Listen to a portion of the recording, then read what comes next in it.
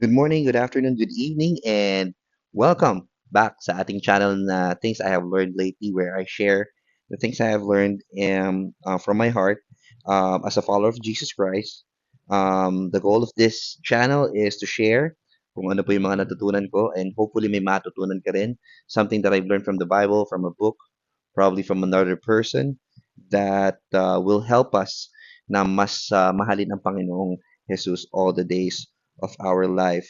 So we can be a blessing sa ibang tao by simply inviting them to watch this broadcast, or you may share this stream to your social media platforms available. So right now, we are in episode 4 of the third series natin. Ang pamagat ay When We Gather. Victory has released a new series na ang pamagat ay When We Gather, where kung saan tinatalakay yung elements or the things that we do in worship service. Pag kayo po ay uma-attend on a Sunday at uma-attend kayo, whether it's whatever church you are attending, whether it's CCF, Victory, or JIL, meron niyang sermon, meron niyang songs, meron niyang sacred gathering, meron niyang sacrificial giving, meron niyang supplication or prayer, at meron ding sacrament like communion. And so that's what we're going to talk about today, na hindi yan mga nilagay lang dyan as a part of the program, quote unquote. Yung mga yan ay nandyan simply because it's helping us and it's shaping us to a certain degree so that we would be much more like Jesus Christ. So, anong kinalaman ng sacraments? Pag ginagawa natin ng sacrament, some of you probably are doing communion once a month. So, some of you are probably doing communion once a week in your church. But it reminds us basically of the sacrifice of Jesus Christ. So the question is, how much should one person sacrifice to save another? Anong kinalaman nito sa communion? Anong connection nito sa pag-aaralan natin about communion? And we will dive into the word, and we will look at 1 Corinthians 11:23 to 27 to somehow answer that question for us. So today, if you have your Bibles with you, open it to 1 Corinthians and meet me in chapter 11, verse 23 to 27. The Bible says this, For I received from the Lord what I also passed on to you. The Lord Jesus, on the night he was betrayed, took bread, and when he had given thanks, he broke it and said, This is my body, which is for you. Do this in remembrance of me. In the same way, after supper, he took the cup, saying, This cup is the new covenant in my blood. Do this whenever you drink it in remembrance of me. For whenever you eat this bread and drink this cup, you proclaim the Lord's death until he comes. So then, whoever eats the bread or drinks the cup of the Lord in an unworthy manner, verse 27, will be guilty of sinning against the body and the blood of our Lord. That is the word of the Lord. Thanks be to God. Panginoon, maraming pong salamat for giving us the platform to be able to share your word. Our prayer is that you will be known sa lahat ng bagay ng buhay namin. Kami po ay nagko-communion week in and week out every Sunday. Pero I do believe, Lord God, that every meal should be a reminder of this message of 1 Corinthians 11:23 to 27. So every time kumakain po kami, Panginoon, whether it's with our family, whether it's with fellow Christians, our prayer is that we would be reminded of this very important part of the scripture. So thank you, Lord Jesus Christ, for allowing us to get to know you and to fall in love with you every day. So our prayer is that after this word, mas mai-inlove po kami sa inyo, Panginoon. In Jesus' name we pray. Amen. Amen. There is a movie called My Sister's Keeper, and maybe probably some of you have watched this movie. Itong movie na to ay ang bida dito ay si Cameron Diaz and si Abigail Breslin. So konting kwento lang about this movie. Ito pong batang ito na nasa baba, siya po ay may sakit, siya po ay may cancer, and itong batang ito ay pinanganak so that makakuha ng body parts, whether bone marrow, liver transplant, whatever it is that's needed, so that ma-heal yung isa niyang sister. In other words, 5 years old pa lang yung batang ito, itong bunsong anak, ay kinukuhanan na siya ng mga test, body parts, and parang kino-convince siya ng kanyang mommy and daddy na gawin 'tong mga bagay na 'to para maka-survive yung kanilang panganay na kapatid. So, um, si Kate yung namamatay out of leukemia, tapos si Anna, so she was simply born to become a donor of whether blood, bone marrow, and eventually kidney. So throughout the movie, kung mapapanood niyo po yung movie, there's one question that keeps on surfacing. How much should one person sacrifice to save another? Imagine, walang kinabukasan itong batang ito. Wala na siyang kinabukasan simply because kinukuhanan siya ng body parts so that this person may live. She may, kinukuhanan siya ng liver, kinukuhanan siya ng kung ano-ano, kidney pala rather, just to make sure that her sister would live long. It is a sacrifice. She's sacrificing parts of her body to make sure another person will live. Unfortunately, itong batang pong ito, napipilitan lang siya. She's forced to do that. As a matter of fact, dinemanda niya yung sarili niyang magulang simply because she wants to protect her body parts para siya naman ma-enjoy nga rin naman niya yung buhay niya. Because she is forced to sacrifice to prolong someone's life. But she will not be able to give eternal life. That's exactly what we celebrate. Jesus Christ's sacrifice isn't forced.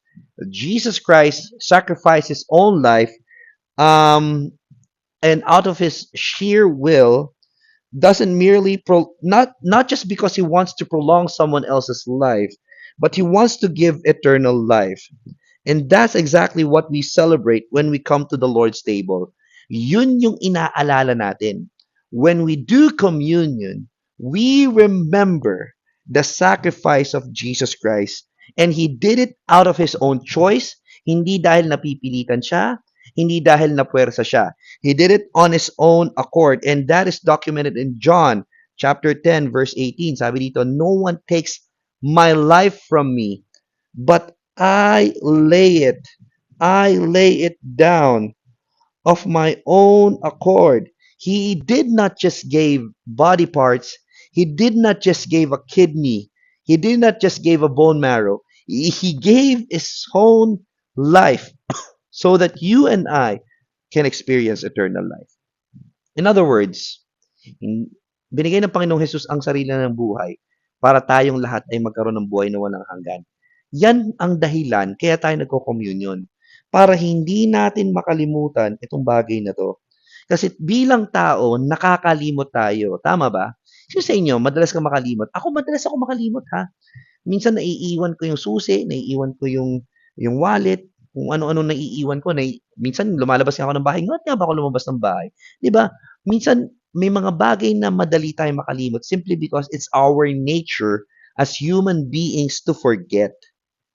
Now, communion, the purpose of communion isn't merely about just eating bread and juice or cup, drinking the cup. It's about remembering the greatest act of sacrificial love the world has ever known. So that's the reason why point number 1, the purpose of communion, point number 1 is to remember Christ. How do we remember Jesus Christ? By looking back and looking forward. Sabi sa 1 Corinthians 11:23 to 27, yung binasa natin kanina, for I received from the Lord what I also passed on to you. The Lord Jesus, on the night he was betrayed, took bread, and when he had given thanks, he broke it and said, this is my body, which is for you. Do this in remembrance of me. This is called the infamous Last Supper. Ito daw yung huling hapunan nila together with the disciples before Jesus was being crucified. Obviously, before Jesus was crucified, he knew he was going to be betrayed by Judas. Alam na niya, hindi to bago sa kanya. Hindi to tipong, ha? Mabibetray ako. No, he already knew that he's going to be betrayed. So that people won't forget the life that he lived and the death we should have died. He took bread, and when he had given thanks, he broke it and said, this is my body, which is for you. Do this in remembrance of me. Baka naman tanongin nyo, bakit bread? Bread was the basic commodity during that time. Kung ikaw ay Pilipino, malamang hindi to bread. Kung si Jesus Christ during this time lived in the Philippines, it's not It's not breaking of the bread, it's breaking of the kanin. Kasi nga, bread was the common commodity during that time. Mahirap mayaman, kumakain ng bread. Ano man ang estado mo sa buhay, ikaw ay Roman, ikaw ay Jew, ikaw ay Gentile, ikaw ay Samaritan, it doesn't matter your status in life. It doesn't matter which demographic you belong to. Bread is a common food during that time. So that people will easily remember him. Bread is the common food. In other words, it doesn't matter who you are, bread is simply accessible to you. It is something that is of value. It is something that you eat every day, eat probably every meal. In short, whenever you eat something that you easily remember, do this in remembrance of me. Bakit ito importante? Why is it important to remember this? Sabi din dito, this cup is the new covenant, and whenever you drink it, do this in remembrance of me. Why is this important? Because communion reminds us, pinapaalala sa atin, that our salvation is rooted not in what we have done for Jesus Christ, but in what Christ has done for us. In other words, pinapaalala sa atin ng communion about the sacrificial love of Jesus Christ. Every time we eat the bread, we remember his body. Every time we drink the cup, we remember his blood. Kaya nga importante, if you remember Isaiah 53 is the gospel that is hidden 700 years before the actual gospel happened. Pinakita doon kung paano na-shatter yung body niya. Pinakita doon kung anong purpose ng blood niya. Body, which represents all our pain, all our shame. Now, the blood represents the things that needs to be washed away. Our transgression, our sin, our iniquity. In other words, body represents his bodily sacrifice because there are things that needed to be sacrificed to remove these things, and blood washed away every sin that we have done. Kaya nga importante because the purpose of doing this is so that not to be clean, but the purpose is the reason why we are clean to begin with because of what Jesus Christ has done. Kumaga, we are holy simply because of what Christ has done for us. Jesus was able to forgive every sin imaginable simply because of what Jesus Christ has done for us. And hindi lang yon. It looked back.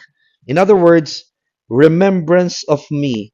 Looking back, and you're looking back to what Christ has done, and also until He comes.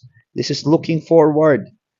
Meaning, looking forward sa gagawin ni Jesus, sa pagbalik ni Jesus.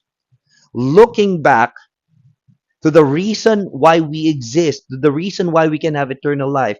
Looking back to His sacrifice, and looking forward that His sacrifice is not the end game. He will simply return. He will come back to us. Looking forward, huwag tayo makakalimot na babalik din ang Panginoong Jesus. I remember the quote of John Stott. Sabi ni John Stott, the cross is the blazing center of history where the holiness of God and the love of God meet. So when you look back, when you eat that bread and drink the cup, you look back. You look back and remember His sacrifice for us. And you look also forward to His future return, His return. I believe, bilang Kristiyano, minsan nakakalimutan natin na tayo pinatawad na at may taong mahal na mahal tayo kaya namatay para sa atin. Tayo minamahal at pinapatawad araw-araw. And whenever we eat the bread and drink the cup on of communion on a Sunday, we remember the love of Christ that was sacrificed for us. By the way, the best way to show that you love a person is when you sacrifice for that person. Whether you sacrifice your finances, your time, your effort, dyan nakikita kung gaano natin kamahal ang isang tao. Kaya nga communion reminds us that Christ died for us and that Christ is coming for us. My prayer is wag tayo makalimot. We would be reminded always sa pagkamatay ni Jesus. Alam ko na po yan. Yes, hindi natin tinuturo, malaman mo. Communion will always remind us because we need to go back always to how we became Christians to begin with. Number two, reflect on your heart. Number one is remind. Number two is reflect on your heart. To look within and to look up to Jesus Christ. Again, the Bible says this in verse 27 and verse 28. So whoever eats the bread or drinks the cup of the Lord in an unworthy manner will be guilty of sinning against the body and the blood of the Lord. Everyone ought to examine themselves before they eat of the bread and drink from the cup.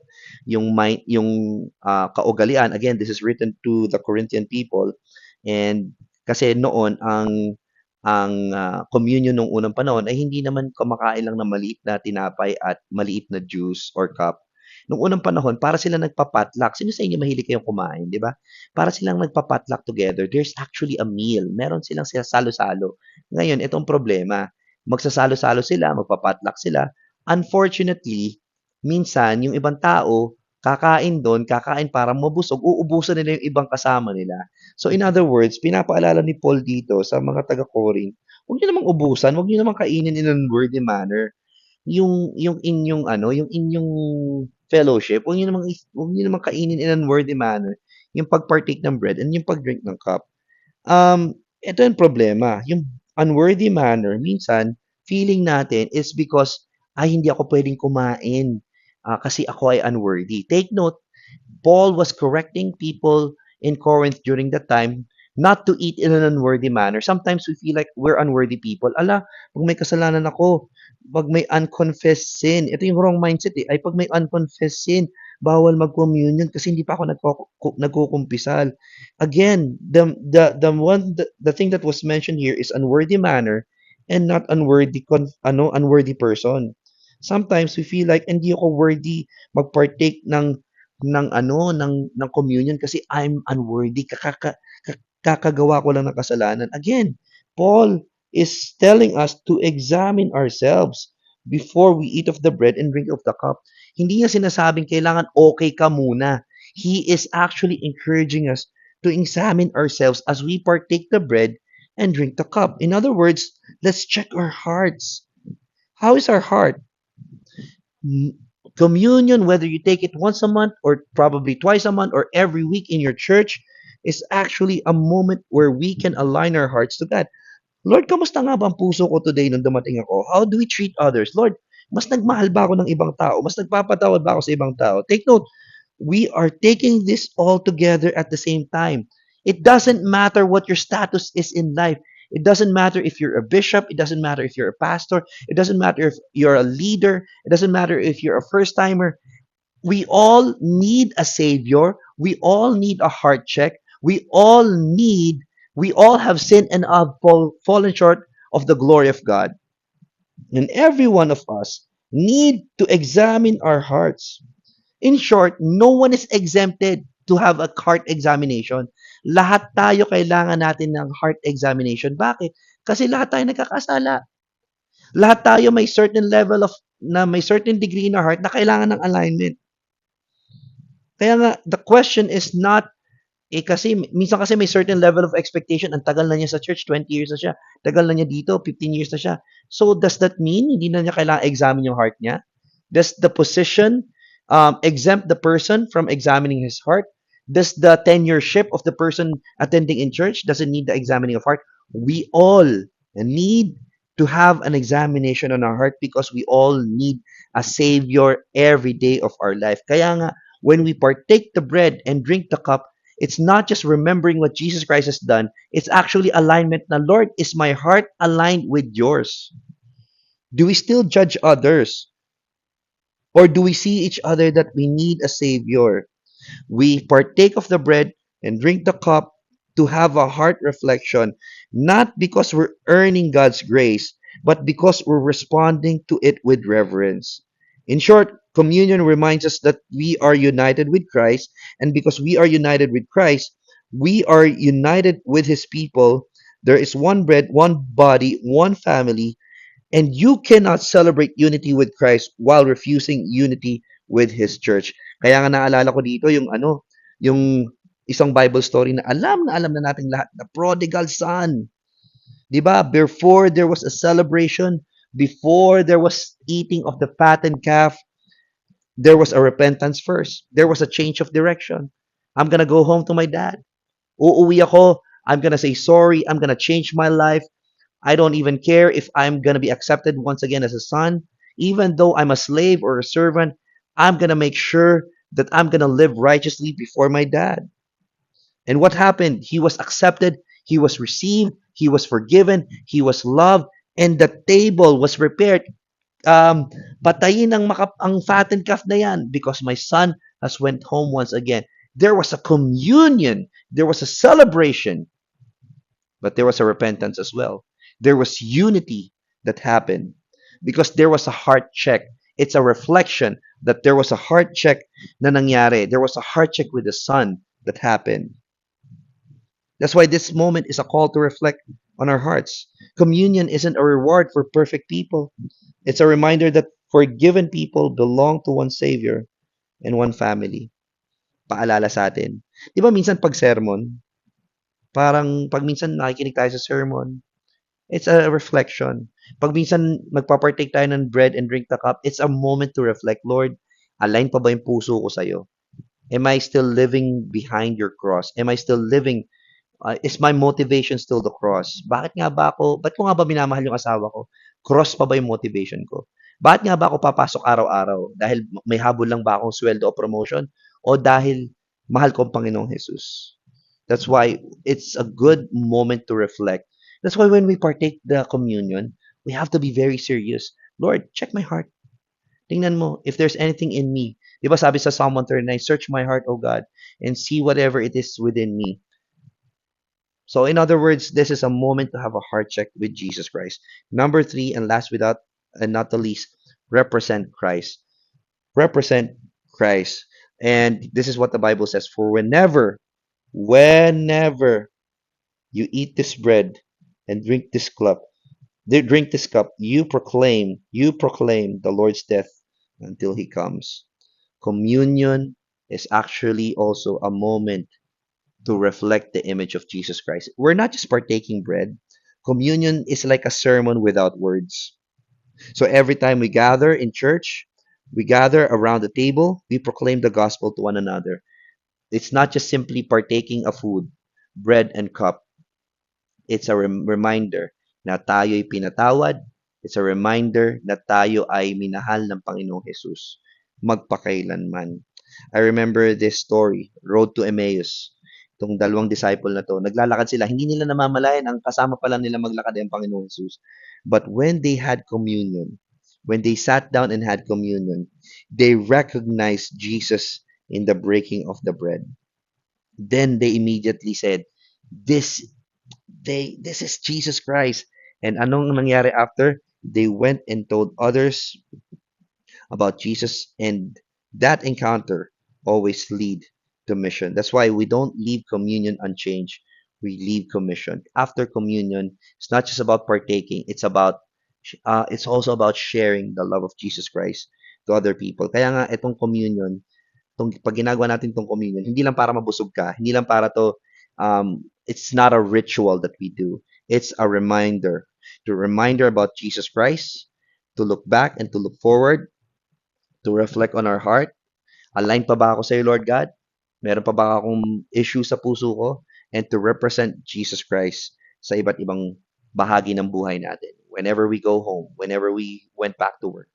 Kaya nga, etong pattern na ito is also a pattern of representing everything about Jesus Christ on what He had done, what He has done.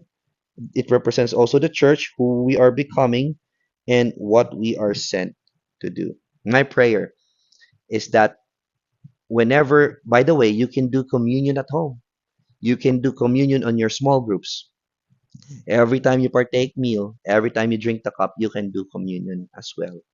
That's why, atong panalangin ko, don't just do communion on a Sunday. Sunday communion is something that encourages us to even do communion, especially at home and even in our small groups together. That is my prayer. Now, every time we do communion, we remember Jesus Christ, we do a heart check, and we preach the gospel as well to other people. Father, in the name of Jesus Christ, our prayer is that we won't just think that this is a ritual. We don't just think that this is a recommendation. This is a moment to remember who you are, a moment to reflect your heart into our heart, and to represent you all the days of our life. Panginoon, makalimutin po kami bilang tao. Ang panalangin po namin kapag nagko-communion kami is lagi ka namin maalala kung sino ka, kung anong ginawa mo noon at yung pagbalik mo din balang araw sa taktang panahon. Panginoon, ang panalangin din namin is that i-check mo rin yung puso namin. May mga bagay pa ba sa buhay namin na hindi nag-a-align sa puso mo? Lord, our prayer as well is paglabas namin that we would represent you in other places, that we would not just proclaim, we will live out. We will not just declare your word, we would demonstrate your word as well. Thank you, Lord God, for every sons and daughters, every family, every single professional who watched this. Our prayer is that we would always remember you all the days of our life. Thank you, Lord God, in Jesus' name. Amen. That is what we have learned lately about communion. My prayer is that you will also learn from this one. Have a great day, and God bless you all.